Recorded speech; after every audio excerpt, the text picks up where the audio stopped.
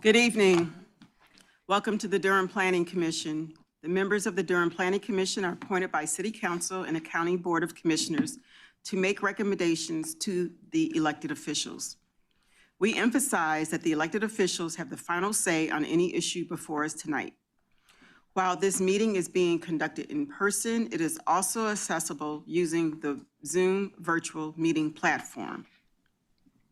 In the virtual meeting platform, public participants do not have any ability to talk or be seen on video by default. In order to maintain meeting decorum and a discernible record of the meeting, the chat function has also been disabled. For those attending in person, if you plan to speak on an agenda item tonight, please go to this table over here to my left and sign up to speak. When speaking, please state your name. Please state your name and your address. None of on the record stuff today. When you come to the podium, please speak directly into the microphone. If you are attending the meeting virtually, I apologize. We are having technical difficulties and you currently won't be able to give comment via Zoom. If that changes, we will make an announcement. Applicants have a total of 10 minutes for a presentation. Each speaker after the applicant has 2 minutes to speak. Commissioners, we have, 3 cases this evening. So I'm still going to ask you 5 minutes for Q&A, and a reminder to just be called upon when you speak. Before you speak for a second time, make sure all the other commissioners have had a chance to speak the first time. Please have your thoughts and questions organized. Commissioners, as a reminder, after the public hearing is closed, you obtain the floor by being recognized by the chair. Please remember that you share your time with fellow commissioners and keep your comments and questions pithy, and please don't repeat topics that have already been discussed or questioned. The time to make public statements is before motions are made. Once a motion is on the floor and further discussion regarding that motion must come after, any further discussion regarding that motion must come after a second. All motions are stated in the affirmative, so if a motion fails or ties, the recommendation is for denial. If commissioners, if you are not ready for a case to move forward, please indicate as such when questioned. Finally, I ask everyone here, the commissioners, the staff, and the public to conduct themselves in a courteous and respectful manner. If someone fails to act in that manner, the chair will ask the offending person or persons to leave the room until you maintain personal control. If decorum fails to be restored, the chair will recess the meeting until a genuine commitment to act respectful and courteous is observed. After the case you are here for ends and you want to leave, please be courteous and leave the meeting room quietly until you have exited the doors back there to have your post-case discussions, because we do have other items on the business agenda to accomplish. Thank you.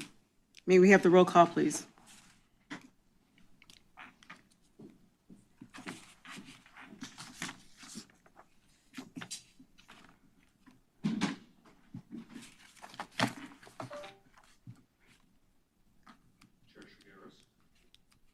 Chair Shigaris. Vice Chair Cameron. Here. Commissioner Bailey. Here. Commissioner Capers. Here. Commissioner Clemens. Commissioner Chakowski. Here. Commissioner Hunter. Here. Commissioner Juarez Maldonado. Here. Commissioner Montez. Here. Commissioner Neinkirkner. Here.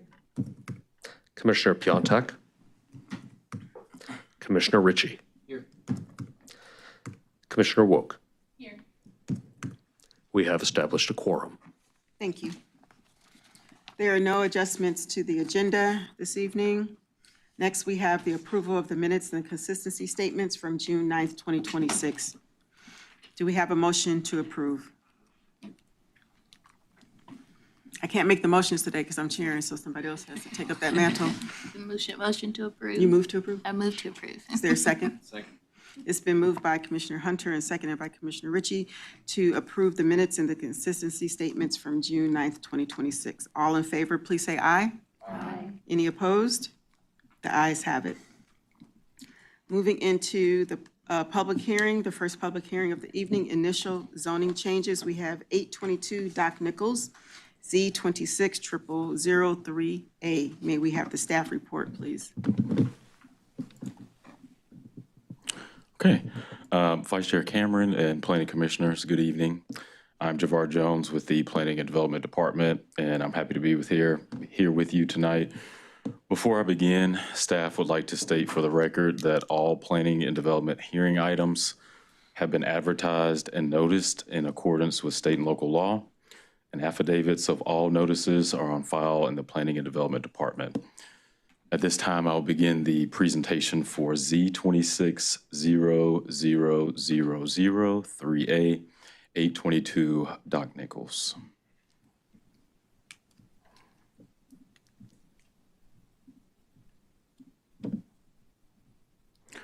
And I can't see it, but can y'all see that? Is it okay? No, it's only showing up, it's showing up on the Zoom. Yeah, now. There we go. Okay. All right. And we can go to there we go. Okay. The request is for a direct translational rezoning of one parcel of land totaling 0.85 acres and located at 822 Doc Nichols Road. The existing zoning is residential rural. The request would allow for the development of one single-family home to connect to water and sewer. The existing zoning is residential rural, and the parcel is surrounded by the same. No change to the existing zoning would occur with the proposed annexation. As this is a direct translational zoning, the existing Durham County zoning is translated to the identical Durham City zoning district upon the annexation of the property into the city limits. A translational zoning does not and cannot include a development plan, and any future development may proceed according to what the zoning would allow. The aerial map shows the general location of the project. The parcel is adjacent to the existing Sagewood single-family home development along Underbrush Drive. The property is currently designated mixed residential neighborhood on the place type map. The proposed zoning was determined to be consistent with the designated place type. No neighborhood meetings were required for this application because it is a direct translational zoning for a single-family dwelling unit. As well, no comments have been submitted to the Durham Rezoning Explorer in relation to this case.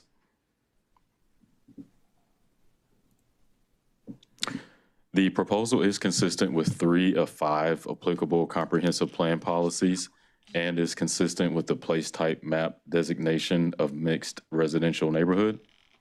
Thank you very much. Staff and the applicant are available to answer any questions. Thank you. So the applicant is on Zoom, but I'm unsure if we can hear them yet.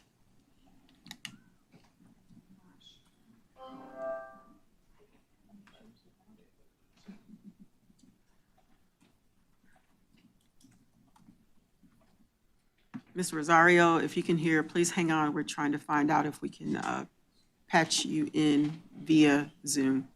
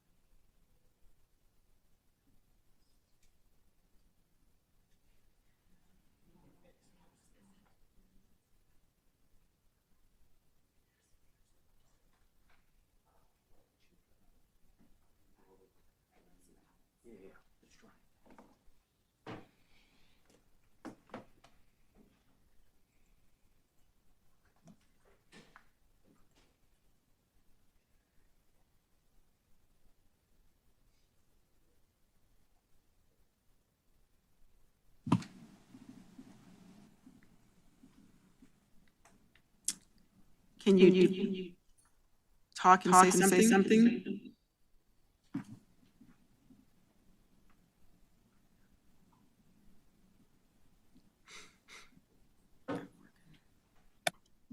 Hello?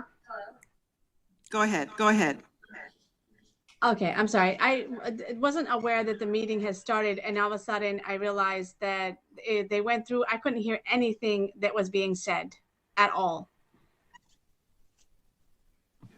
If you mute D and T, that will stop the echo. Ms. Does Rosario? it work? Yeah, I think it worked. That's what, Now I can't hear you. I was about to brag, saying that's what COVID did. Hold on. Yeah, so if she hears you, Mm-hmm. we'll have this terrible echo. So, For some reason, it's muting DTN, but I'm able to speak. I'm not able to hear you at all. okay, go ahead and just state your case. Okay, I am the owner of 822 Doc Nichols, joining in for the meeting, and I wanted to know what was being said. We can hear her. Go ahead. Okay, are you able to hear me right now? We hear you very many times. Yes. Okay, I'm sorry, but there's some major audio difficulty here, either on your end or mine. I don't know what it is, but I'm just wanting to know what was being said because I couldn't hear anything that was being said from the meeting that was for 822 Doc Nichols. Is it Ms. possible that I Rosario, could it get just a- basically said that you are connecting to water sewer. So if you have anything in the positive, you want to state your case, you can do so. Otherwise, we can close the public hearing and vote on your case. Okay, yeah, that's it. That's all I needed to know because again, I'm sorry, but I couldn't hear anything that was being said, what was being said at all. If you are muted on your end. Okay, and thank you. Wow. Nothing like Sorry. totally rude, man. You're echoing like three times here. We're not trying to be rude, but it's very difficult over here on our end with the technical difficulties. If you want to unmute again, if you have anything else to say. No, I'm good. Thank you so much for your help. Thank you. And there's nobody in person. All right. Let's close the public hearing. Any county commissioners? I mean, oh my God, any planning commissioners? This have anything to say? This. All right. May I have a motion, please? Chair, as it relates to case Z26000003A, 822 Doc Nichols, I move that we forward this case to City Council with a favorable recommendation. It's been moved by Commissioner Hunter and seconded by Commissioner Ritchie to move case Z260003A Doc Nichols forward with a favorable recommendation to City Council. May I have the roll call vote, please?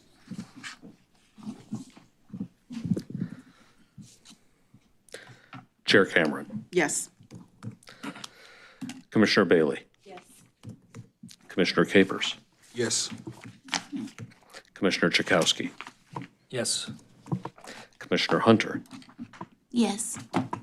Commissioner Juarez Maldonado. Yes. Commissioner Montez. Yes. Commissioner Kirkner. Yes. Commissioner Ritchie. Yes. Commissioner Woke. Yes. The motion passes 10-0. The technical staff has asked us to take a 10-minute recess so they can try to solve this issue. So I would ask that you all do that. All right. We are recessed until 6:05. 6:05. 7:45. Oh, you changed your bet to 7:45? Got it. Is there anything I can help with on my end? Yeah, I'm just normally I always want to see colors, but I'm not sure. So I'm not sure what's going on either because the meeting is working very differently than Zoom normally. Normally we can log in to two different devices in Zoom, but for some reason the Zoom meeting we can't do that. It's weird. Do you think, I'm wondering if I can add a different email to the panelist section and maybe, I'm just trying to. I think maybe what we need to do downstairs, if we log out, maybe that will send it back to you, and then we can log back in. Yeah. Connect it again. Yeah. Because I could also, if there's a different email or something as a panel, I can, whatever. But, Well, let's try getting you the administrator. back as host. Yeah, let's try doing that, and we'll solve one problem. I feel like I can't really get out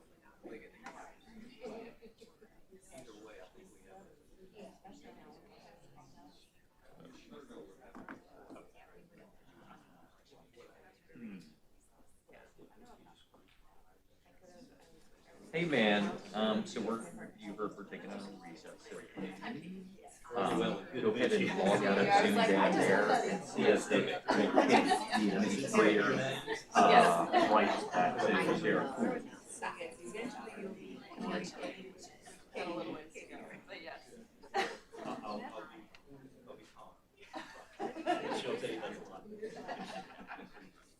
Yep. I did.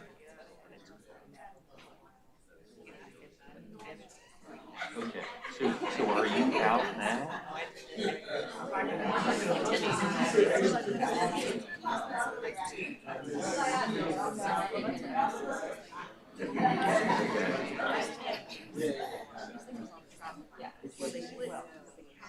Okay, let's just, I'm gonna try something here with the echo.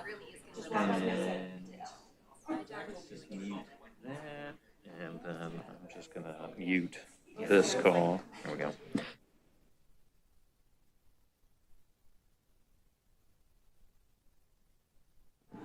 Testing, testing, 1 2 1 2. Testing, testing, 1 2 1 2.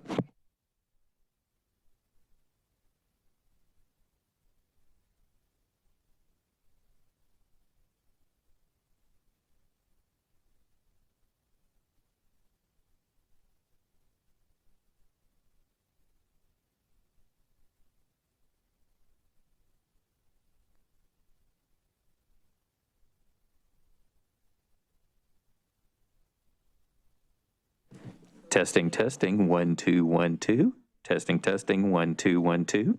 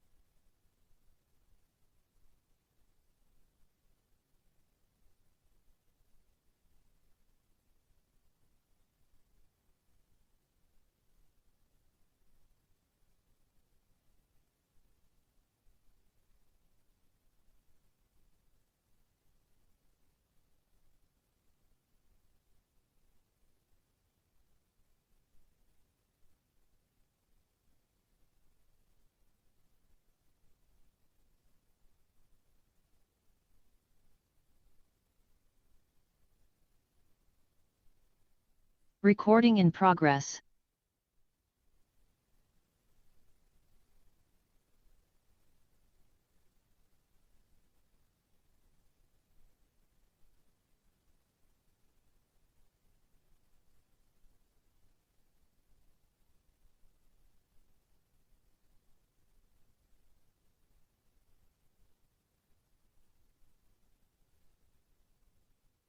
Recording in progress.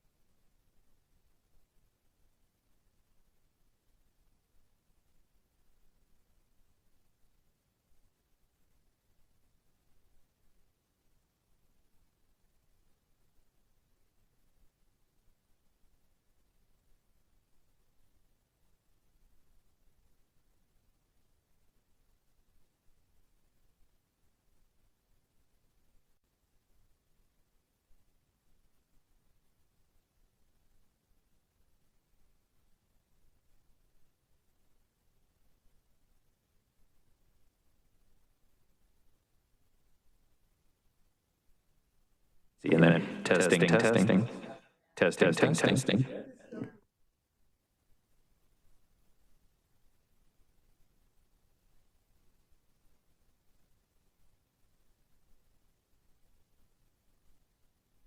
Testing, testing, testing.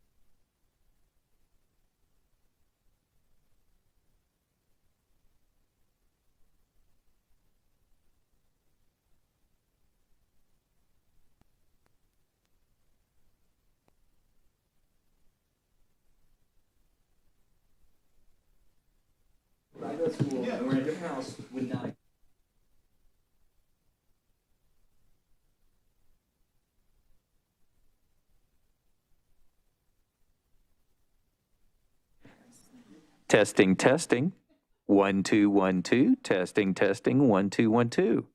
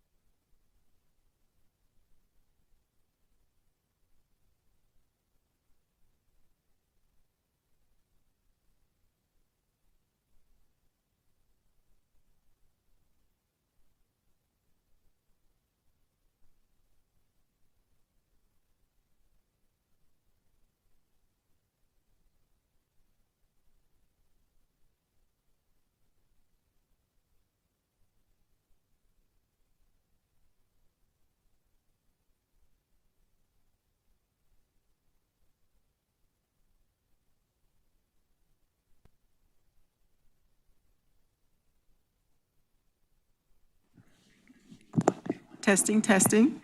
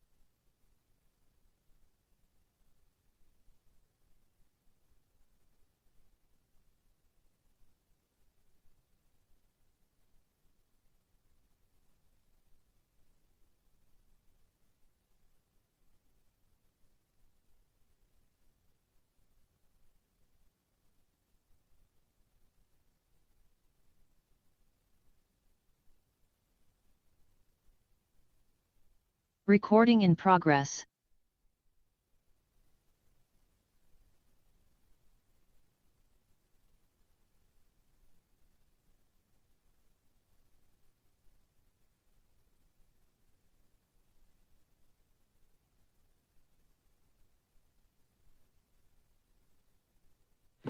Testing, testing. Testing, testing.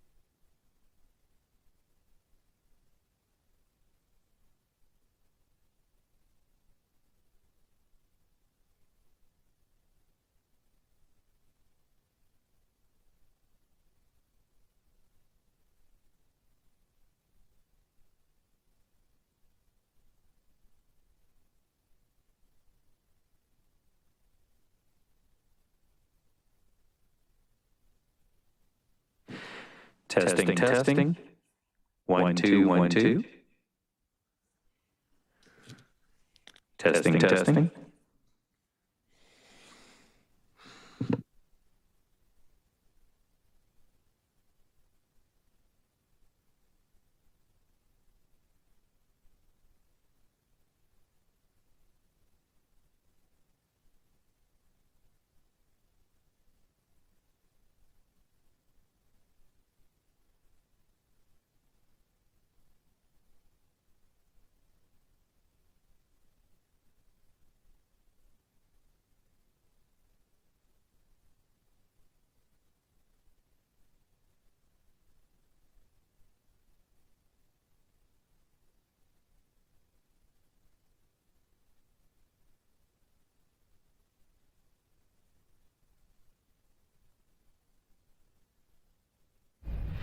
Testing, testing.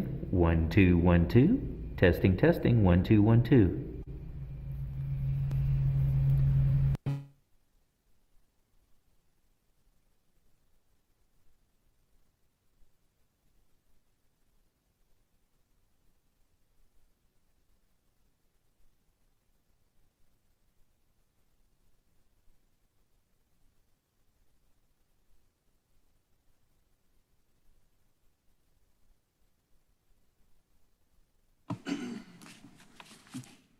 Calling the meeting back to order.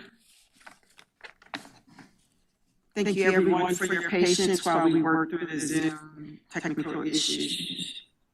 Next, we still have a little bit of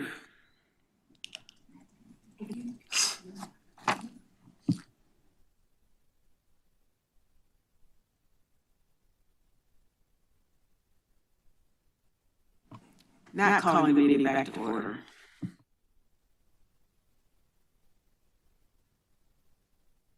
Testing, testing. 1, 2, 1, 2.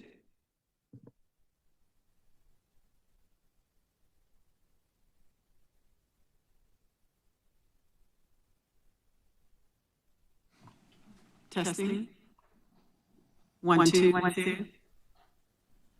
Is that fine? It's a delay, I think. Because it's coming through the Zoom sound. That's a delay.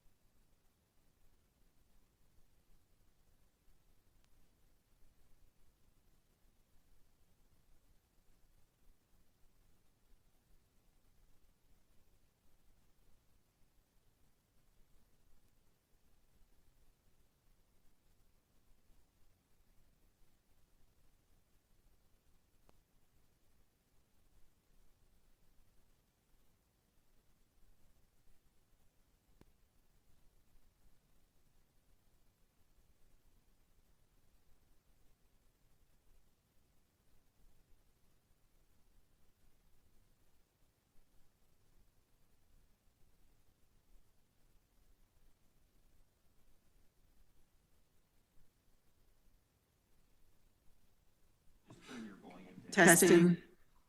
Is that better? No? Yeah, it's just a delay from the Zoom, I think.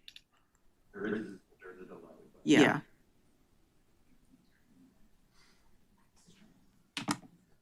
I think the more important thing is how they sound to us, right? I wonder if we can ask someone.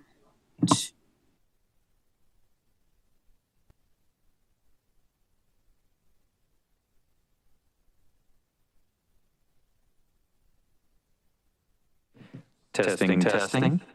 1, 2, 1, 2.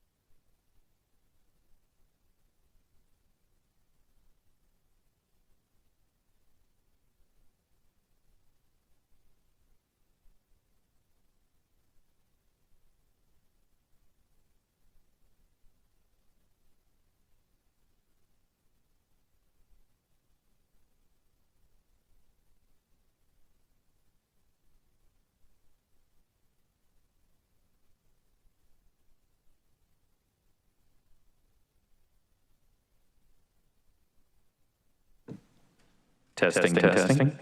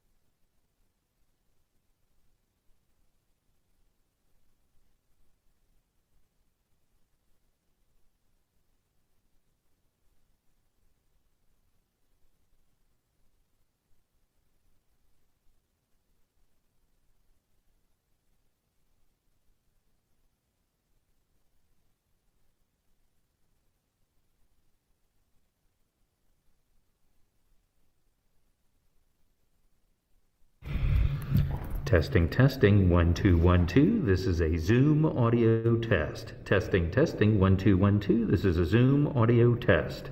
You are awesome.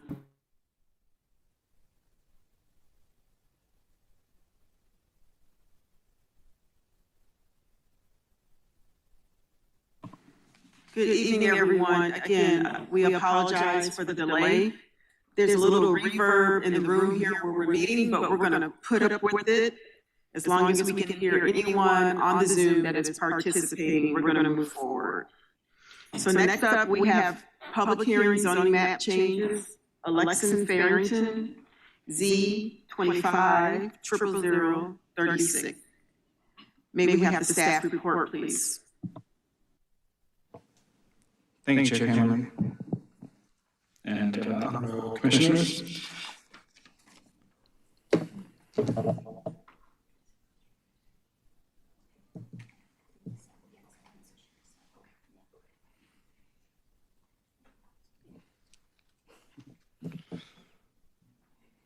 It'll show at some point.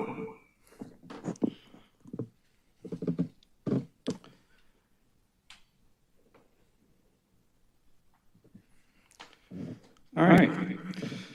This proposal seeks to change the zoning designation of 4 parcels of land totaling 15.41 acres and located along Farrington Road. The current zoning is residential suburban 20 and residential rural with a development plan. The applicant proposes to change this designation to plan development residential 22.713 to allow up to 350 multifamily apartments.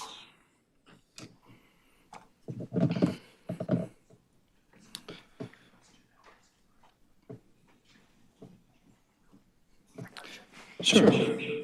The site is surrounded by existing PDR, thank you, RS20 and RCD zoning districts.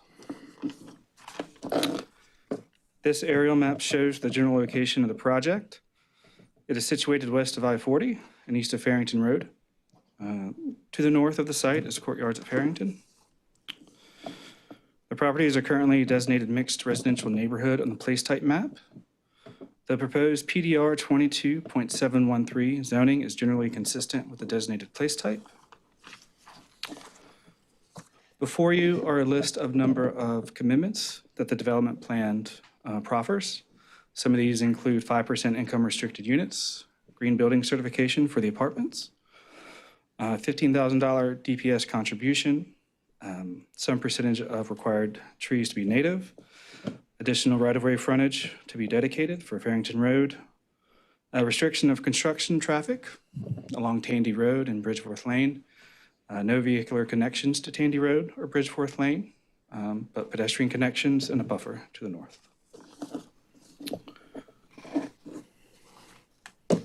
On the screen is the second page of the development plan. 3 access points are identified on the development plan. All are along Farrington Road. 2 are required, but the third is optional. No vehicular connections will be made to Tandy Road or Bridgeforth Lane, but pedestrian connections have been committed to. And staff would like to acknowledge an error in the staff report. In section G of the staff report, it currently states that one of the roadway improvements is construction of a T turnaround or cul-de-sac to city standards for existing stub A. No T turnaround or cul-de-sac will be constructed in relation to this project, as there is an existing T turnaround at the terminus of Tandy Road. There is also a 10-foot wide 0.06 opacity buffer. It's indicated green adjacent to the Courtyards at Farrington site. A riparian stream buffer is depicted on the eastern portion of the site, and tree coverage is located within that buffer. Neighborhood meetings were held in accordance with the neighborhood meeting guidelines on November 25th, 2025 and May 26, 2026. 6 comments have been received in relation to the case. All are against it. As stated earlier, the properties are currently designated a mixed residential neighborhood on the place type map. The proposed zoning is generally consistent with the designated place type. To be more in line with the place type, the proposal could integrate with the existing Courtyards Farrington neighborhood by utilizing or extending Tandy Road or Bridgeforth Lane, ensuring good street connectivity with multiple access points within the mixed residential neighborhood place type. The proposal is consistent with 17 of 29 applicable comprehensive plan policies. And that is it. If you have any questions, staff and the applicant are here to answer those. Thank you. Thank you. At this time, the chair is opening the public hearing. May we have the applicant come forward, please?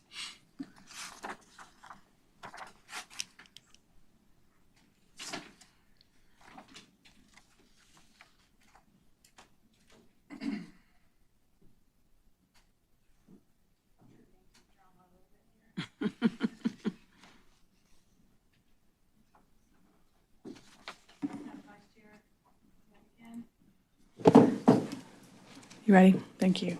All right. Whoop. All right, we'll adapt.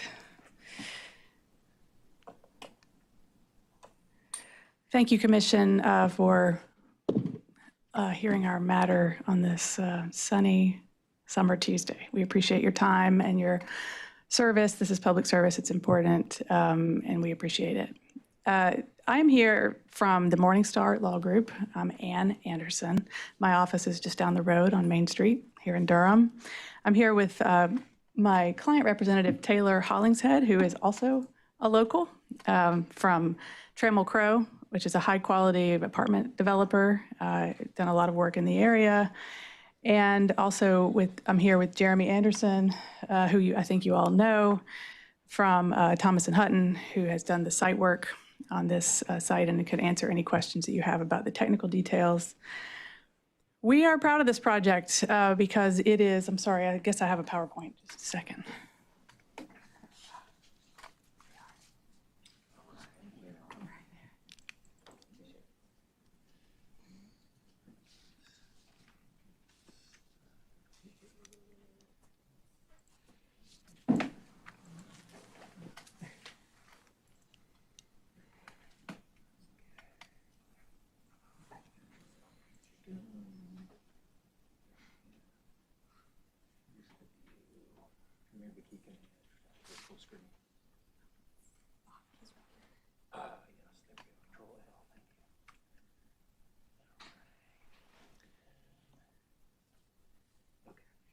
This is the clicker? Yes. Okay, thank you. Thank you, Aaron. We like that. We like should. Hey, should is actually pretty good tonight. Okay, so to get back, I apologize. This, of course, is the footprint of the site. And as Andy, Mr. Lester explained, we are looking to rezone to a different type of residential district. Up to 350 apartment units, and I will give you an idea of what that looks like in terms of the utilization of the overall site in a moment. But the total of 15.4 acres would be rezoned, just a little bit more annexed because we have to annex in some right-of-way along Farrington. To reuse one of the city slides, just want to, excuse me, point out that if this site is rezoned per our request, you can see that it will be consistent with a lot of the sites nearby in having been rezoned to a PDR district with a particular density. So in that regard, it follows a pattern that the council has approved in this area. And to that end, it is consistent with the place type map. The policy map that is part of the, of course, as you know, part of the Durham Comprehensive Plan. This is squarely within the mixed residential neighborhood section of the place type map, and the desired uses within that particular area are, as it says, primary residential with a mix of uses within the surrounding area. And that mix includes apartments. That is, our goal is to help meet that goal of the city's comprehensive plan. A little bit more specifically, you see here this aerial. What exists now in this area, and including directly adjacent to this site, is another one of those desired housing types, being single-family for sale residential. This site would diversify that set of offerings in this mixed residential area of the place type map to include apartments. And in that regard, we as the staff stated, as Mr. Lester stated, this is consistent with the place type map, and it advances the stated goal of the comp plan of providing a mix of housing types in the area. So we think it falls squarely within what Durham has said it wants in this area. Not to be too repetitive, I'll just go through really quickly what we think are the key commitments on this site. One of the things I want to point out to you is that, as you can see, the backside of the site is constrained rather significantly by a 100-foot stream buffer, which makes for a very nice natural area on an apartment site. And so while the density is 22 units per acre, you will see that a lot of the site will not be built out to apartments, but will be a very significant natural area with significant tree save, with a sort of forest-like area between the buildings and I-40. which is a nice buffer for lots of reasons. Back to the commitments, we have, of course, committed to affordable units, which is obviously above and beyond what's required by the UDO at an 80% AMI.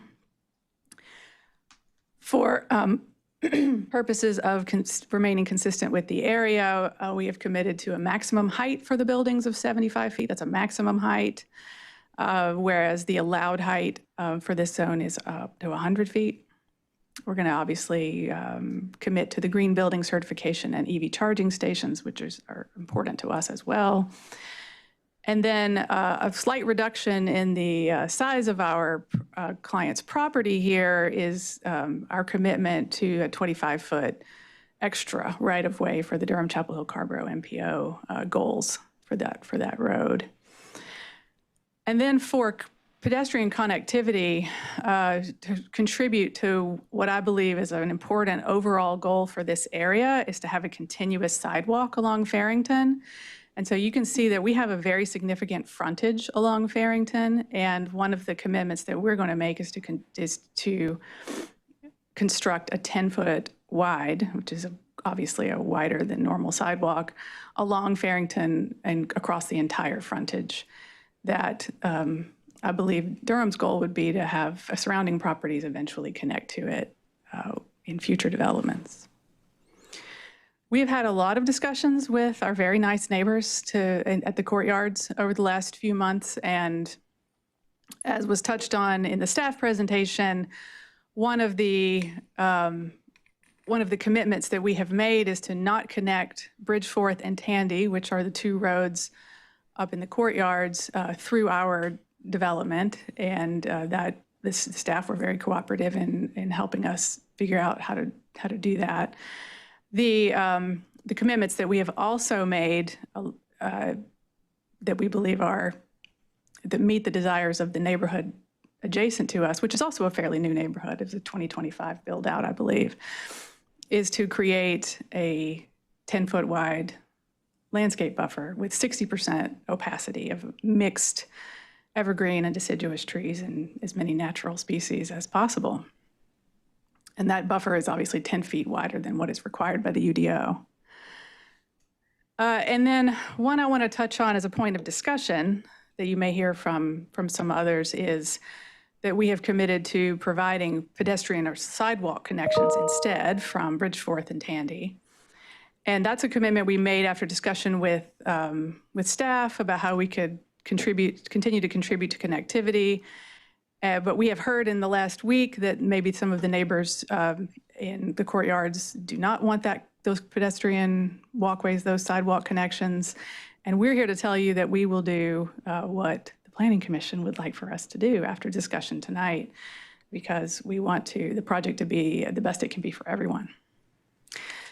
Very quickly before I run out of time, and this is my favorite slide, because we are able to now make, with further site analysis, we are able to make 3 new important commitments, and we will commit to having these heard by the council when they hear this project.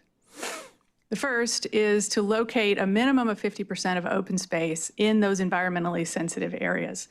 As you know, there's a big stream buffer there, and we are able to create a site plan that locates open space, the required open space for the project back there, where it's going to be most enjoyable for shade and for walkability and for a lot of other reasons. So that's a commitment we can make that meets policy 81 of the comp plan list. Second, we can also double the tree canopy coverage required by the UDO to meet policy 85 and hopefully get us that policy met as well.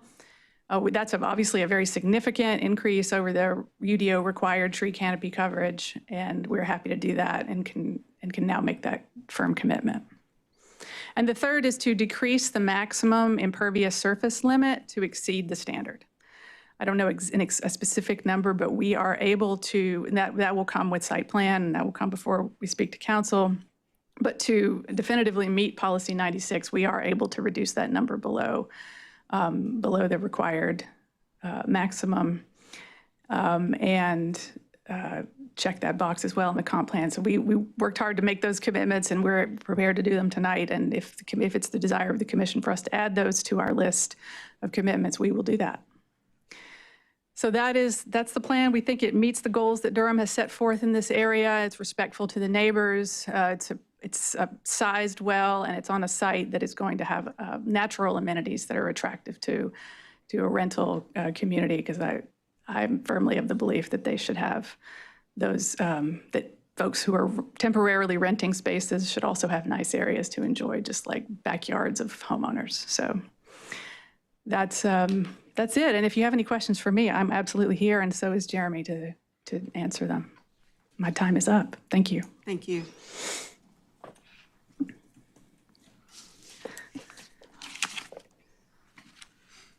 Next on the list signed up, we have from the community, I believe, Sarah Graveson.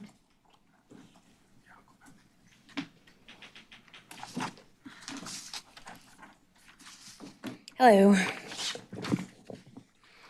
My name is Sarah Graveson. I am a resident of Durham. I live in the Creekside District, so this is my neighborhood. I have two kids Please who state are... your address, please. I live at 2111 Honeycutt Drive in Durham. I'm an apartment resident, so I do understand apartment living and how important it is. However, being a resident of this district, it has concerned me seeing the massive amounts of growth that we have seen, particularly on Farrington Road. We already have a new development that is being constructed in just north of Aura 54. We have Blue already there. Adding another apartment complex when you already have apartments up on Old Chapel Hill Road, there's already 2 more other construction projects taking place that are going to be apartments or multifamily units. And the rapid amount of growth is concerning as a resident who lives here.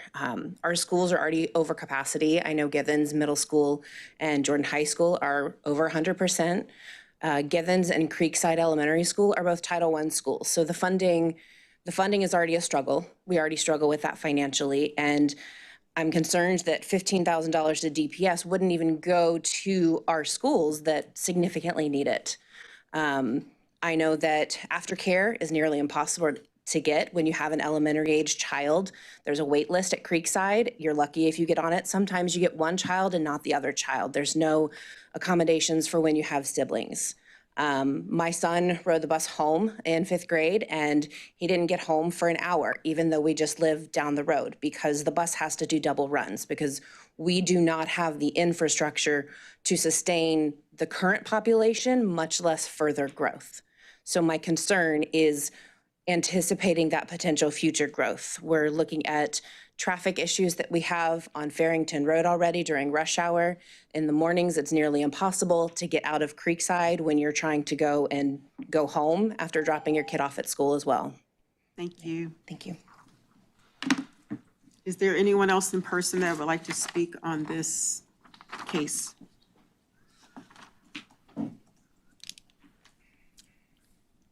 Is there anyone on the Zoom that would like to speak on this case? If there is anyone on Zoom that would like to speak on this case, please use the raise your hand function. If you are on Zoom via phone, please press *9.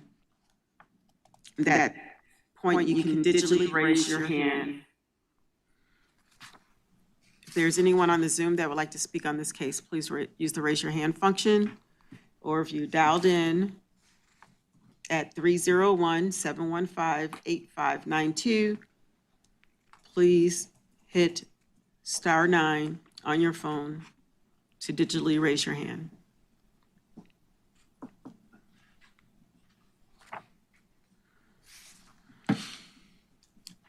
All right, don't see anyone on Zoom or in person. Would the applicant like to address any of the concerns that have been raised by the community member that did speak?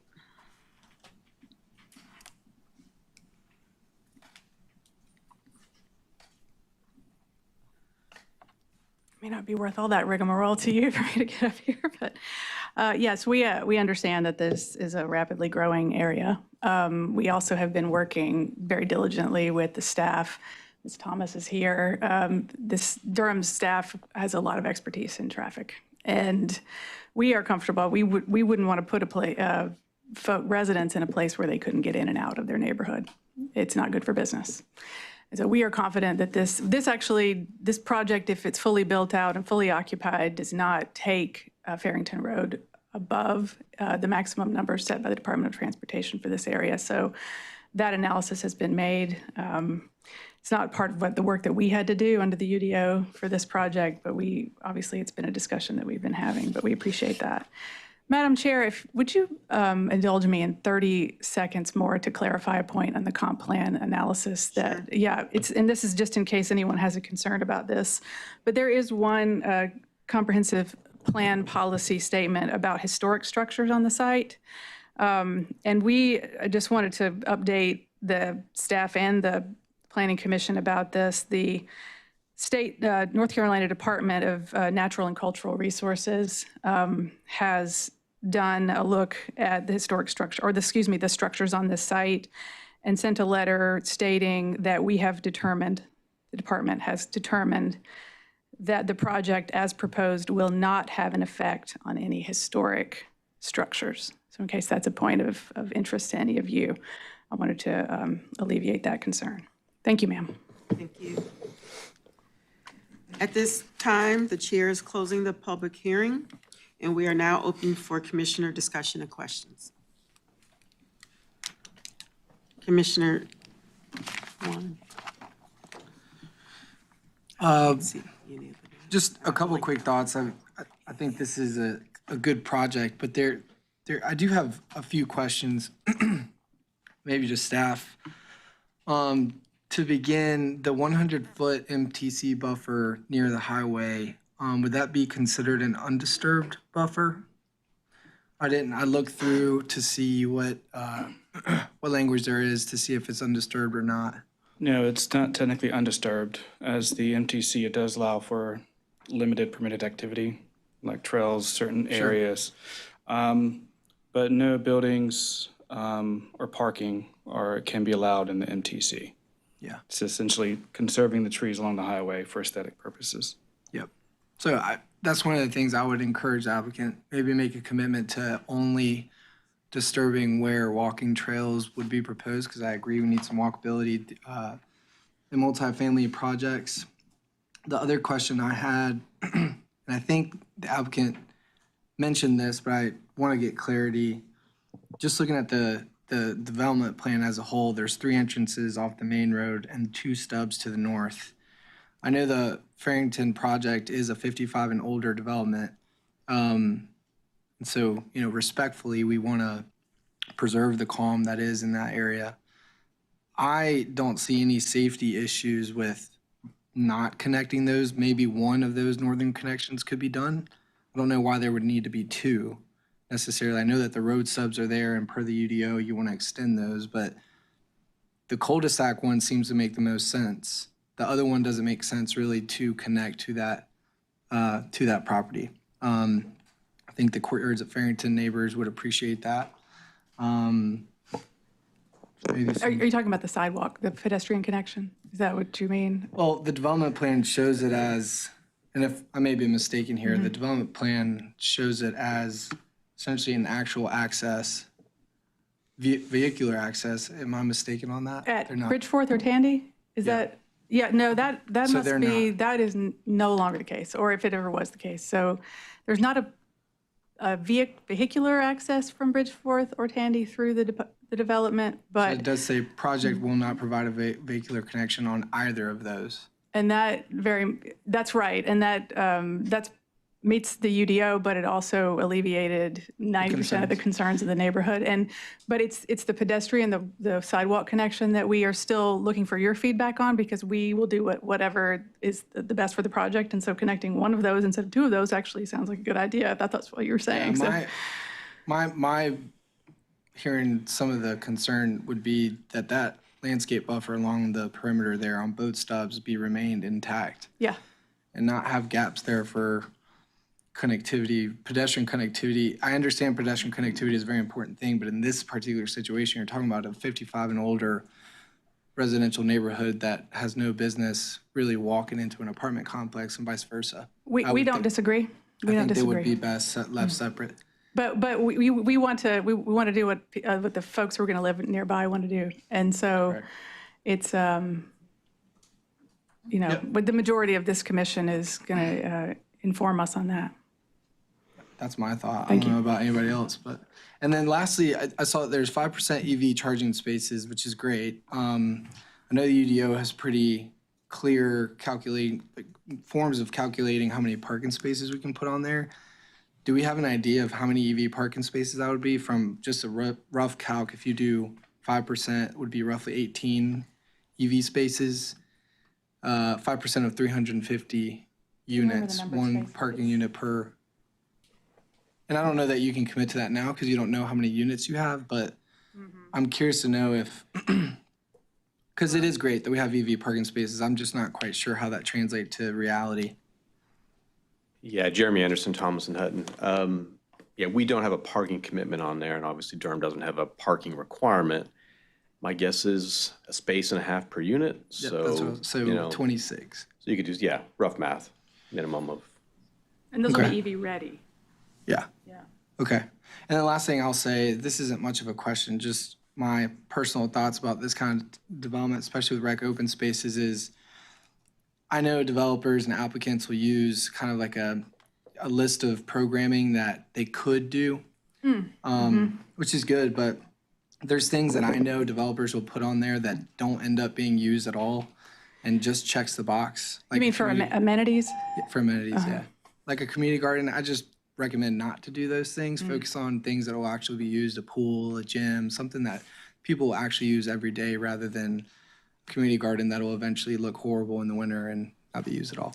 Little things like that. I suspect the community garden is less likely to be something that we want to do because of the significant natural area that's going to be in the back and that we're going to include walking trails through there. So that makes complete sense to me. And I think our client who's the expert on this knows that folks use the gym and the pool. Yeah. So, yeah, I appreciate that comment. All right, thank you. Commissioner Rich. I think I have three things, so hopefully I can click through these. Just on the trails, this is sort of comp plan aligned, but I think generally when we're building out infrastructure, it makes sense for it to be connected to other infrastructure. So I would advocate for there to be a trail connection at both stubs. I understand what Commissioner Montez is saying about the 55 and up community, but I think our general goal is that we're connecting people who currently live here to people who are going to live here. And building out that walkability at the front end is the best way for us to do it. So I would advocate for that, and I think is aligned with our vision as a city. The second is to the amenities piece. Our comp plan asks that amenities be publicly accessible. I think just especially given how relatively unwalkable this part of Durham is, and that there is an increasing development and families moving here. If a playground is built, I'd love for it to not be private to the people that just live in that community, given that these are community assets. So would ask to consider a commitment to public access for, obviously there are some things that you want to figure out how to manage pools and stuff like that, but we would ask that to be considered. And then for, this is always what I come back to, but for something of this size, especially apartments that are not necessarily for sale, 5% is great, but I think 17.5 units is a good start. Usually, I think we're pushing towards 8% for affordability, especially as we move forward and understanding what it means to build affordable housing in Durham. So, would push towards an 8%, which would be 28 units in this space. So I'm just curious about the viability of any of those things. Two of them are, I guess, opinions, and then the last one I'm curious about viability. So as to the pedestrian connection, to Commissioner Montez's point, it would create a break in the opacity buffer. I think there's a compromise that can be made there. And I understand that. We've heard from neighbors that said that there's no reason for the two to walk through each other's neighborhoods. I think that's a matter of individual opinion. So I appreciate that. So we're definitely keeping tally of your individual opinions about that as well. As to publicly available amenities, it is a private development, and there's a huge safety issue with public access to private amenities. So as to, I mean, and my client can certainly speak up if I'm wrong about any of this, but I can't make the swimming pool and the gym and everything publicly accessible because that's a massive safety problem for the residents. But if there is a walkability component through this neighborhood, that is going to sort of create a naturally occurring public amenity because, you know, anyone can walk down a sidewalk. And I understand that is an important goal, and but we can take that general comment into consideration when thinking about other ways that we can make the neighborhood attractive to the general public.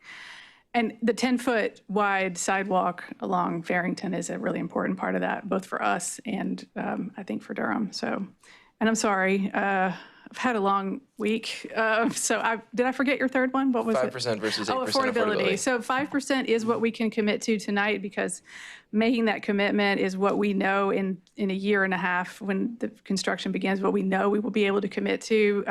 Anything higher than that, and a project in 2026 becomes very close to not penciling out. And we really want to build it. So that's the commitment we can make. We're proud to do it.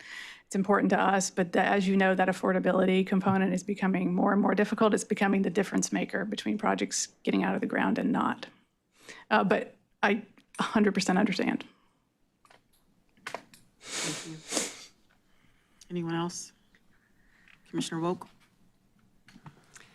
Thank you. So I have two things. One, the community member mentioned the schools, and the school numbers are over capacity for middle and high school.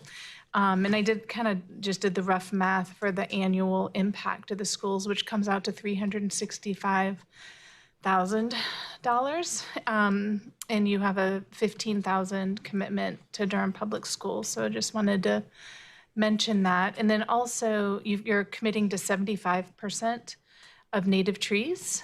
And would you consider 100% native trees? You're looking at me on that? Would you like to speak to trees? Well, I'm just the lawyer. No. I'm just the lawyer, Jeremy. I was going to jump up. I didn't want to knock you out of the way.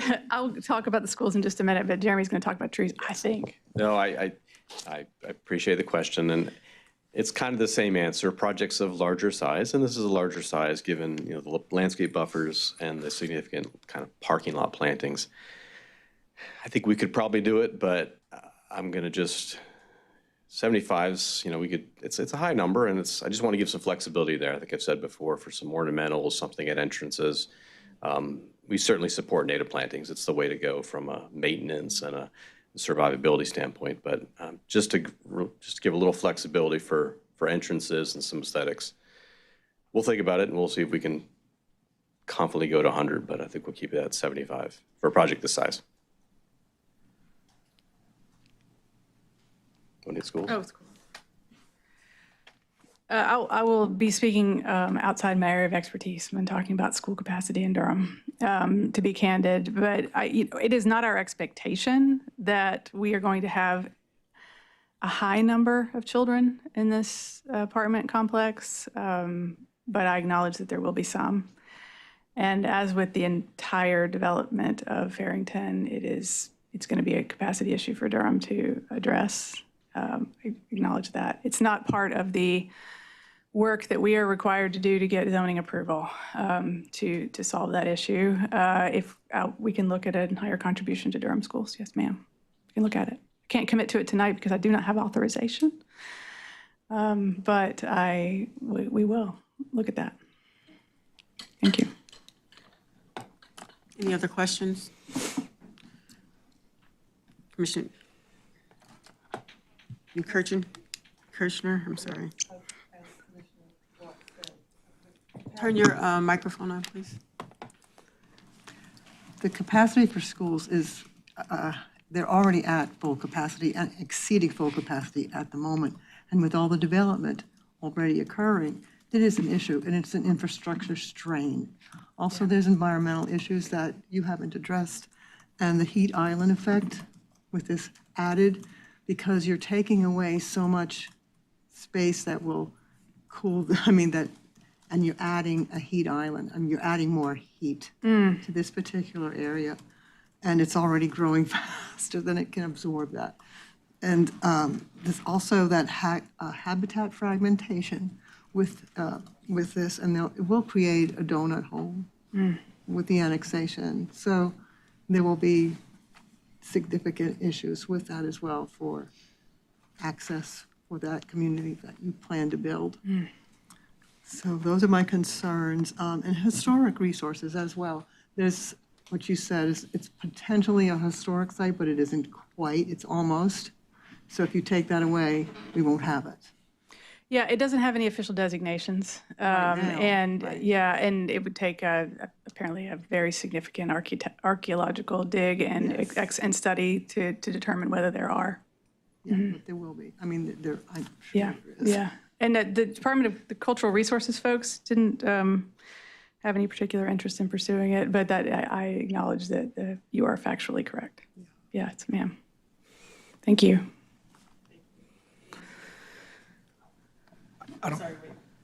Yes, ma'am. For bedrooms? I know it's going, are we studios through twos or studios through threes? Studios through twos with a rational mix based on what makes sense in a year and a half or 2 years when this goes under construction. So that is basically your premise of saying there won't be that many kids living at this development because of the only going up to twos and not threes. Yeah, families tend to like the three-bedroom apartments in my professional experience. So I think that will mitigate that. But I mean, we welcome families, obviously. But yes, this is a apartment complex that's not going to have the larger units like a rental townhome community might. Yes, ma'am. Okay. Students, a lot of students, possibly college students, not, yeah. Yeah, we think young professionals will dominate the demographic, but time will tell. Okay. And how far away is the 55-plus apartment complex? So the apartment complex that is 55 plus is right at, it's the first one after you turn onto Farrington off of 54. So for those of you familiar with this area, there's the shopping center that has Nantucket Grill and the bank and the aesthetic center. Yep. If you go just a little bit down that and down from that and to the left on Farrington, that's the 55 community. There is a fair amount of space between that community and ours. But then the courtyards, which is the single family community directly adjacent to us, is, and I don't want to speak for them, I think we have some representatives here tonight maybe, is predominantly retirees and folks over 55. Yes, ma'am.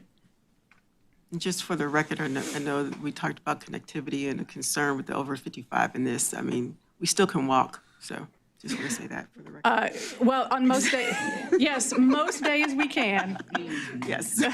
I'm wearing heels today, so, just want to point that out. All right. Anyone else want to speak? And Commissioner Montez, quickly, please. Very quickly, we always talk about the native species plantings here every time we have this conversation. I think every developer would want to do 100%. Yeah. And this is a question for staff. I mean, we always do a lot of the text commitments go to subject to approval or subject to. Is it not possible that you could do a commitment to say 100% native species subject to inventory? And I mean, it's very easy to show an email or a response from the suppliers and vendors to say, we don't have enough to supply that project. Oh, hello. Because that would just solve this conversation. Aaron Kane with the Planning Department. That actually is not an easy thing for us to verify. There are multiple suppliers. There are multiple time horizons. We have found that not to be a real practical thing for us to do, to say, I think we tried that once about 3 years ago, and it did not go well. So our recommendation as staff is that we not pursue that. May I make one more comment about that? So this is just slightly anecdotal, but part of the goal of having some flexibility about native species is so that we can make sure we meet that 60% opacity commitment, which is really important to the neighborhood adjacent, and I think will be important to our residents as well. And having the flexibility to have, for example, hybridized hollies that are very, very healthy and provide high level of opacity and are quite beautiful and that birds love, gives us the flexibility to do that. It might just be challenging to meet 60% opacity year round if we can't have a little flexibility on origin of species. Yeah, but I appreciate the desire. I have a yard full of native species as well, and it's a goal of mine personally. Any other additional questions? May I have a motion to move this case forward? Chair, as it relates to case Z25000036, I move that we forward this case to City Council with a favorable recommendation. Second. It's been moved by Commissioner Hunter, I was about to call you your old name, and seconded by Commissioner Ritchie to move case Z250036, Alexan Farrington, forward to the City Council with a favorable recommendation. May I have the roll call vote, please? Chair Cameron. Yes. Commissioner Bailey. Yes. Commissioner Capers. Yes. Commissioner Chakowski. Yes. Commissioner Hunter. Yes. Commissioner Juarez Maldonado. Commissioner Montez. Yes. Commissioner Nine-Kirkner. No. Commissioner Ritchie. Yes. Commissioner Woke. No. The motion passes 8-2. Thank you all. Just gathering my things. Sorry. We now move to the next case, 4702 Farrington Avenue, case Z250039. May we have the staff report, please?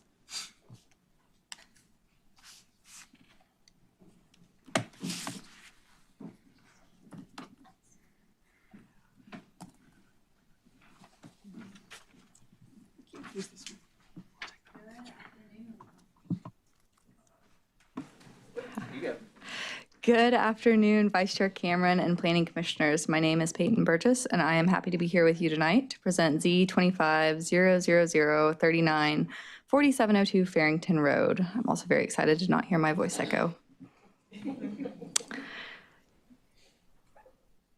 This request is for the rezoning of one parcel of land totaling approximately 7.5 acres and located at 4702 Farrington Road.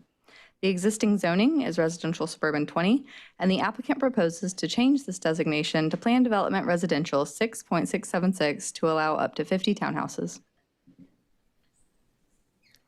Again, the existing zoning is residential suburban 20. The site is currently surrounded by the same and PDR 5, with PDRs 3.970 and 2.720 located across the interstate. The aerial map shows the general location of the project, which is located adjacent to I-40 and near the existing Creekside Commons development. The property is currently designated mixed residential neighborhood on the place type map. The proposed zoning was determined to be consistent with the designated place type.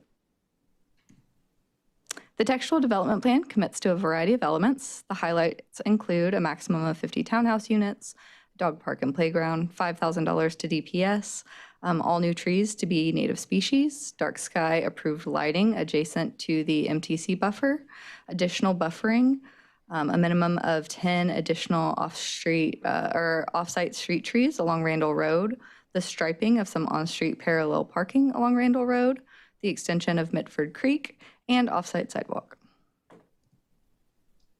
The applicant held neighborhood meetings on November 18th, 2025 and June 25th, 2026.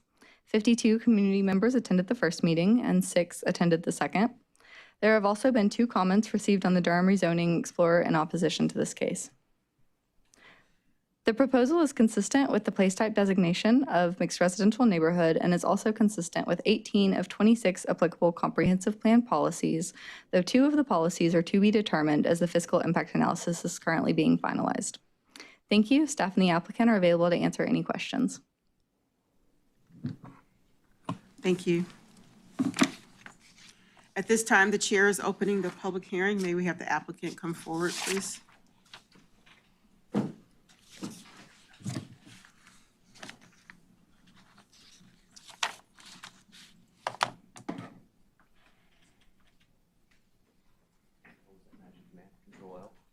Yeah, you got it. You got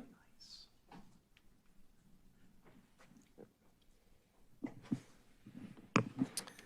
All right, good evening. Jeremy Anderson, Thomas Nutton. Good evening, Vice Chair Cameron, Planning Commissioners.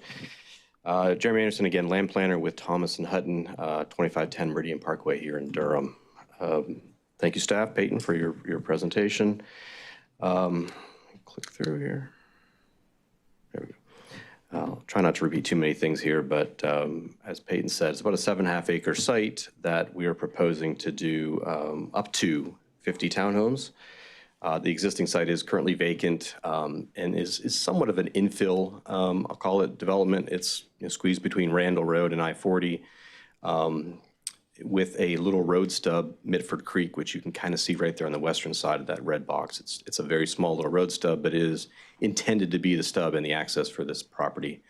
I will point out, it's got the address of 4702 Farrington. Just to clarify, since we're on the Farrington Road topic this evening, Farrington Road is the road that curves over I-40, you can see there, and it has that address because it's a kind of historical address. Before Randall Road was built about 5-6 years ago, this property didn't have any frontage on Randall Road. It had frontage on Farrington, really kind of landlocked. It wouldn't probably have had access off of Randall because that's the bridge right there. So it has a historic address off of Farrington Road, but it is actually not off of Farrington, and as you'll see later here in the presentation. I think Peyton touched on this, the place type map. We're consistent with this mixed neighborhood, similar to the project before, although we're proposing townhomes. There's a mix of apartments, single family and townhomes in this area, and this is a mixed residential neighborhood, so we're consistent with that place type. Just want to show this map, access and availability of water and sewer. You see the sewer manhole labeled, that's at Mitford Creek. So the project we connect to existing water and sewer, that's readily available to the site, not needing long extensions. So a couple of commitments and development commitments that have been made. Peyton mentioned we had 2 neighborhood meetings. That is true. Those are the 2 official ones. We've actually had a total of 5. We had one before we submitted the application, kind of off the record, but we wanted to talk with the neighbors, get some initial feedback. That was back in 2024. Then we had our official one when after we submitted. We then held 2 in-person neighborhood meetings. Over at Patterson Place adjacent, so that could be convenient for residents. Met with them, presented some images that I'll show you in a second. Wanted to kind of gauge that feedback one-on-one, and those were attended by about 8 to 12 neighbors, and it was a good dialogue with them. And then we had one final neighborhood meeting there on June 25th for our second official. And the outcome of those meetings, we did hear some comments, and we made some commitments, and I'm going to go through those here. To highlight those.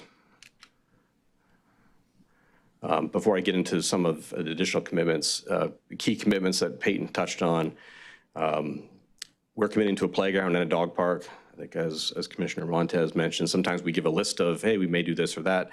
We are committed to doing a playground and a dog park, and that's partially as a result of listening to neighbors. They have a dog park, they have a playground, and there was concern that, well, if you don't have one in your neighborhood, you use ours. So not that may not happen, but this community will have its own playground, and you know, it's we'll have that available to the residents. Native trees, 100%, given the project size, so we're committing to 100% native. We mentioned the dark sky fixtures. That's along the MTC. Well, it's probably for the site, but particularly along the MTC buffer, and that's in an attempt to reduce the glare and the light into that 100-foot naturally vegetated buffer. You know, that buffer goes up and down I-40. It's a corridor for wildlife. By limiting the light pollution into that corridor, it becomes a wildlife corridor for animals that can continue to travel north-south along I-40 in that area. So that's why we committed to that lighting restriction. We made some commitments. Actually, let me jump to the next slide because graphically we'll show these. And I'll continue with some of these commitments.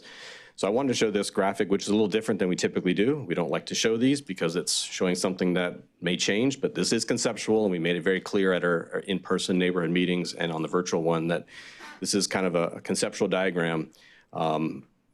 There's some highlighted there in yellow, the MTC buffer you can see at the back. That's where the lighting restriction would be, the playground or dog park within the site. But in particular, where the kind of the graphic of the townhomes is showing, we wanted to make it clear what is happening along that frontage. The neighbors there along Randall Road were very concerned with what they would see. So we put this image forward. This property does not actually touch Randall Road. There's a 10-foot strip of land that's owned by the HOA that actually between Randall Road and this property. So there wouldn't be an opportunity for us to have driveways or anything out onto Randall Road. So the project is really inward facing. Mitford Creek is the road you see looping through the middle. That'll be the access to the site. And the access for these units in particular, so we wrote a commitment that units along Randall Road here will face Randall. The front of them will face Randall like they have a front door appearance on it, but the parking and the drives are in the back. We also committed to a 30-foot buffer along Randall Road and a 10-foot additional building setback.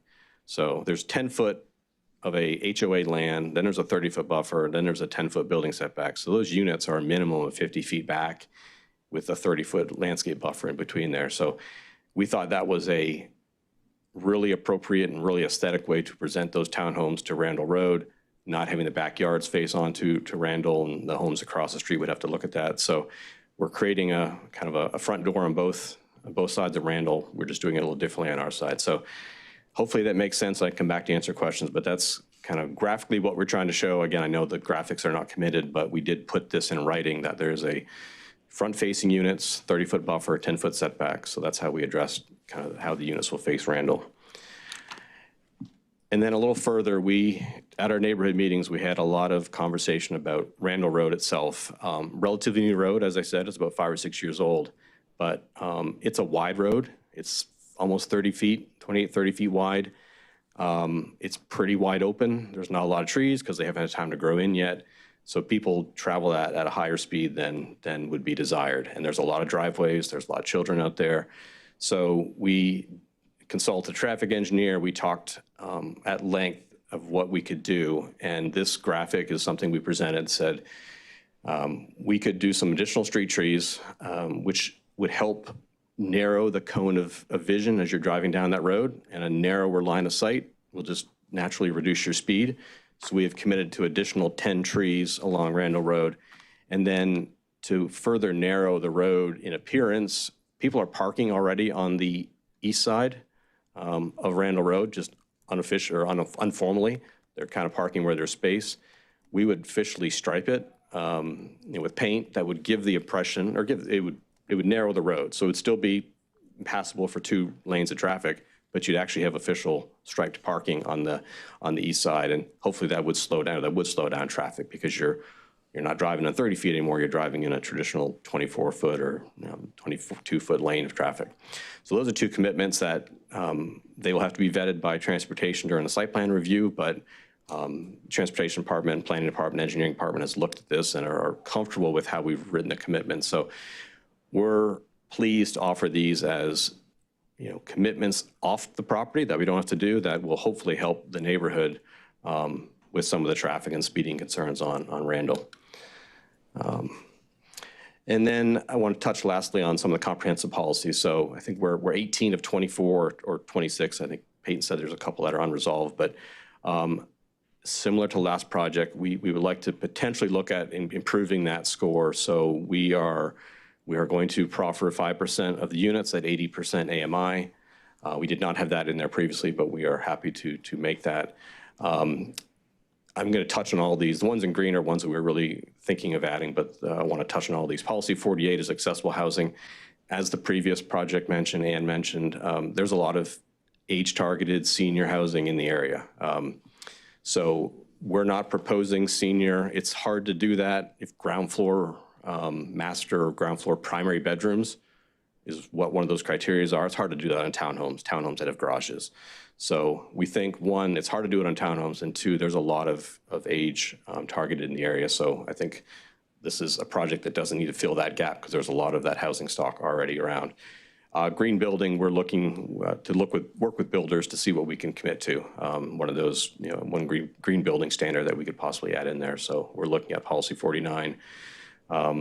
Public park project of this size, 7.5 acres, really couldn't offer something that's a public park from maintenance and ownership from the city standpoint. But I do want to point out, I think in the staff report, there is the Little Creek Connector Greenway is slated to go down Farrington Road or Southwest Durham Drive. We are making a right-of-way reservation at the corner of the site for when Southwest Durham Drive ever gets realigned.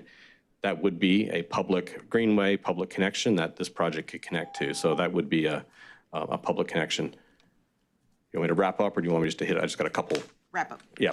Tree coverage, we're at 20%. We're looking to increase that, but a small site like this, 20% is probably where we're going to stay with, but we're looking to see if we can go to 21 or 22. It's a small site, so understanding that 20% is a fairly large portion of the site, especially when we're dedicating right-of-way, dedicating public road, and 100-foot MTC buffer. So there's some pretty good land restrictions already. And then I kind of touched on the public park already. So we're doing the public, or the playground and the dog park. Those will not be public, but they will be community amenities. So with that, I will wrap up, and I'm here for any questions. Thank you. Thank you. Next, we'll have the community members that have signed in person. The first one is Sarah Gravison.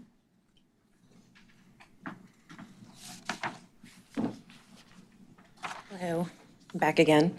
Sarah Gravison, 2011 Honeycutt Drive. I want to remind the committee about the traffic issues that we've previously mentioned earlier in the meeting. We do have significant traffic problems, especially in front of Creekside. If you're trying to turn left out of Creekside to go west on Ephesus Church Road, you can be sitting there for 10 minutes. And it's not just because of cars turning into the school, it's traffic just running back and forth through there. It's constant traffic. And another significant issue is people don't respect the speed limit. I can't tell you how many times I have had to try to wave down a car to get them to slow down as I see families trying to cross the road to go into the neighborhood across the street that is already existing, that that the applicant was referencing tonight. This particular neighborhood is, the lot is a completely wooded area, and we already have a flooding issue, and we already have significant wildlife on the roads. One of my concerns, I do have a friend who's a community manager at an apartment complex that is next to what is now going to be a new build in Southwest Durham, and they have seen an increase in pests. They have seen mice. They have had to call out pest control significantly more often, and this would not only affect the wildlife and their homes being demolished, but it would also affect the quality of life of the neighborhoods surrounding this particular area. The townhomes that are nearby have a significant amount of families that consistently walk over to Creekside. The concern here would also be that since Creekside is at capacity and Githens is over capacity, bringing in townhomes, you're going to be bringing in families. And I know for myself, considering my children love to play on the street, when we lived in a neighborhood, they would be on their bikes in the road, and having traffic that has to access through Randall, which is still through the neighborhood, it is still going to increase traffic and cause significant dangers to families in the neighborhood. Thank you. Thank you. Next, we have Henry Vegin. I think I said that right. Good evening. My name is Henry Vajan. I live on 4700 Chicopee Trail in Durham. I'm here to speak about some of these issues in relation to this development. I'm surprised by the lack of hard numbers, so I'd like to start with a number regarding traffic on Farrington Road. In January of this year, WRAL reported 40 crashes in the past 4 years. That is from 2022 to 2024 at the intersection of North Carolina 54 and Farrington Road. I'd like for that to be understood within the broader context of development, not only with respect to the proposed application for the development on Randall Road, but the previous one we discussed, the 350 units further down on Farrington. The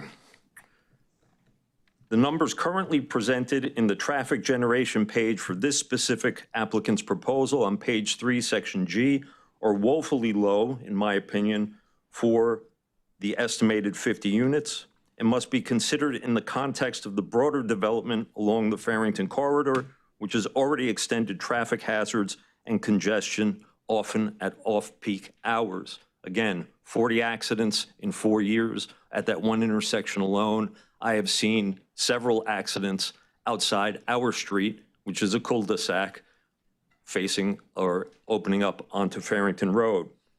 Additionally, the commissioner's earlier comment regarding, the unwalkable nature of the area should be kept in mind. And finally, the applicant's representative who stated that young professionals who will drive cars are the primary demographic. So with this in mind, I just want to make 4 quick points regarding accidents, poor lines of sight on Farrington Road, bus stops for school kids, and peak hour congestion, which has amplified considerably over the past few years. Thank you for your time. Thank you. Next, we have Sarah Gasmano. I'm sorry, I am butchering your name, sorry. Hi, I'm Sarah Gasmano. I live at 4765 Randall Road. As the previous Sarah said, traffic in that area is currently a major concern, particularly outside of Creekside Elementary, which is directly across from the Creekside Commons townhomes, which is where this proposed development would be accessed through. There is no traffic control in place, particularly during school drop-off and pickup hours. And you've got cars coming, trying to make left, right, go straight in from all directions with nothing. It's particularly concerning for the children trying to cross the poorly kind of designated crosswalk there. If the if the city is going to continue to expand this way, they need to start putting in more traffic control measures, such as putting a traffic light outside of Creekside Elementary, or at least having some sort of traffic control, law enforcement, or some other trained personnel to help mitigate and direct the traffic in that area to keep everybody safe. Additionally, concerned about the drain on kind of public resources. There's already been reports I keep hearing over the past year of people calling 911 and not getting a response because we don't have the staff to support this and the growth in the area. I know that this is just one proposal, but it can't be viewed in isolation. The amount of new developments that have been going up and down Farrington, up and down Pope Road, and off of Ephesus Church Road is astounding. You drive by and there are just trees kind of bowled over and large buildings and complexes being built kind of, it seems like almost every day. So I really kind of urge you guys to kind of consider the impact that this growth is. The city needs to have the infrastructure to keep up with it, and it doesn't seem like we do right now. But if you are going to move forward, I do ask that you kind of include putting in traffic measures to kind of keep people safe. Thank you. Kirsten Beatty.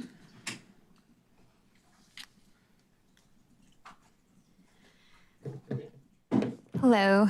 Thank you all for being here and taking time to listen to our thoughts on this development. My name is Kirsten Beatty. I live at 4759 Randall Road.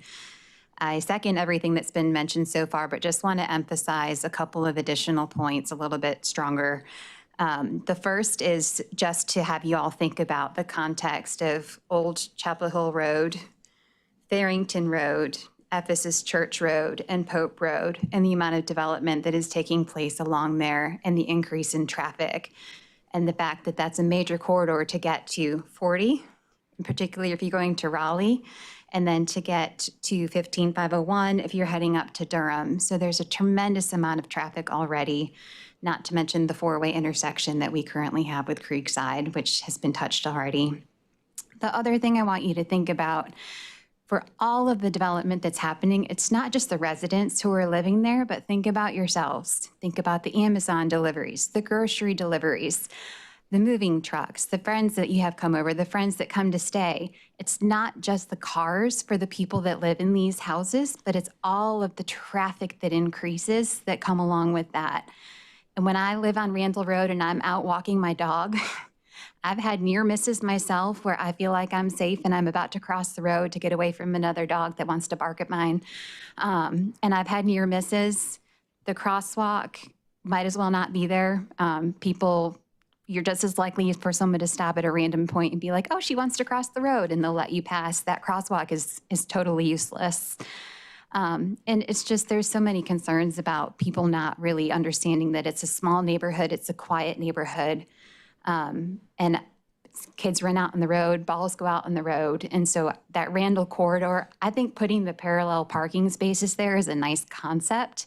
But I can tell you what will happen is what I saw happen this morning is that the neighbor across the street who has the sidewalk, which runs only on one side of the street, is going to have two cars backed up against each other because they don't want to park in the parallel spot down the street, and they're going to block the sidewalk so that nobody has access to a sidewalk.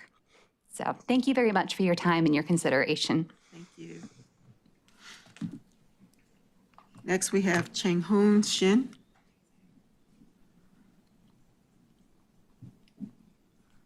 Is there Mr. Shin?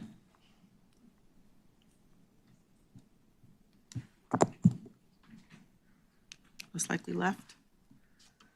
All right. Is there anyone else here that would like to speak that did not previously sign up? Is there anyone on the Zoom that would like to speak on this case?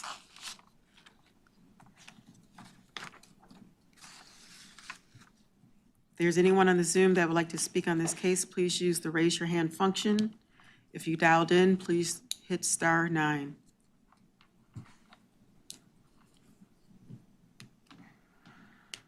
Hearing none at this time, would the applicant like to come forward and address any of the community concerns that were brought forward?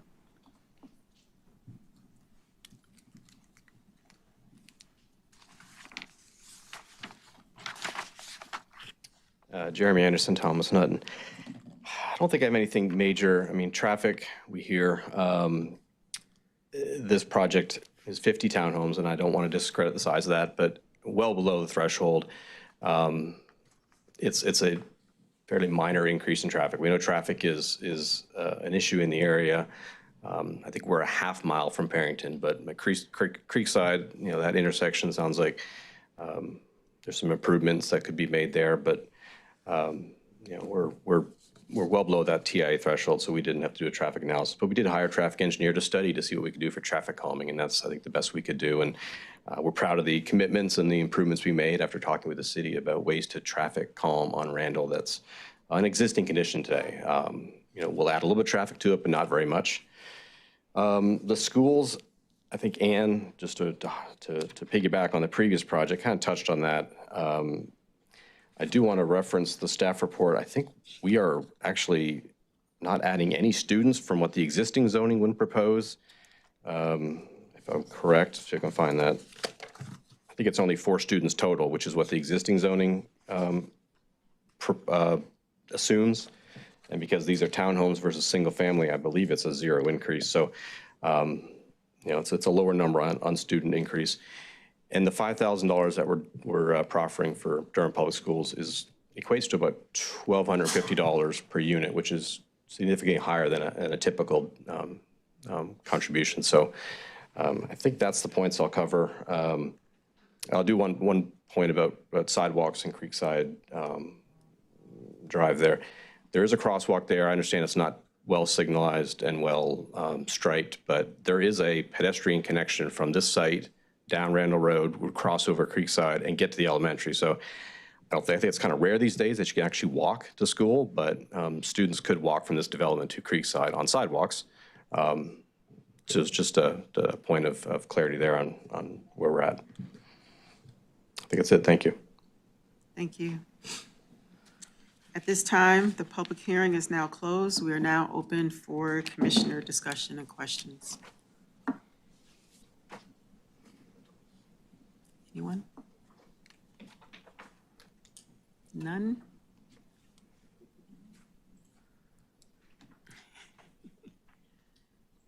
No questions from the commissioners. All right. If there are no questions, discussion, may I have a motion to move this case forward? Chair, as it relates to case Z2500039, I move that we forward this case to City Council with a favorable recommendation. Second.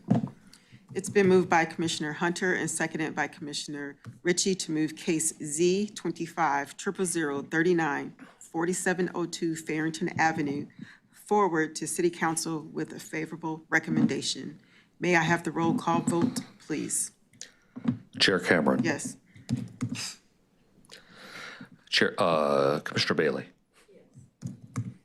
Commissioner Capers. Yes. Commissioner Chakowski. Yes. Commissioner Hunter. Yes. Commissioner Juarez Maldonado. No. Commissioner Montez. Yes. Commissioner Neinkirkner. No. Commissioner Ritchie. Commissioner Woke. No. The motion passes 7-3. Thank you. Committee updates. Yes, you had a committee meet a couple of months ago regarding an update to the rules of procedure. That has been submitted. It has gone through legal review through the city attorney's office. Some minor changes have been made, and we've been working with Vice Chair Cameron on that, and we hope to bring that for your final consideration. Not necessarily a final consideration, you can always make some more changes, but for your consideration as a whole in August. Any new business? Any staff No. updates? No. Staff announcements? None? No. Any announcements for anybody? Y'all have, no? Okay, yeah, no, we have no All announcements. right, adjourned.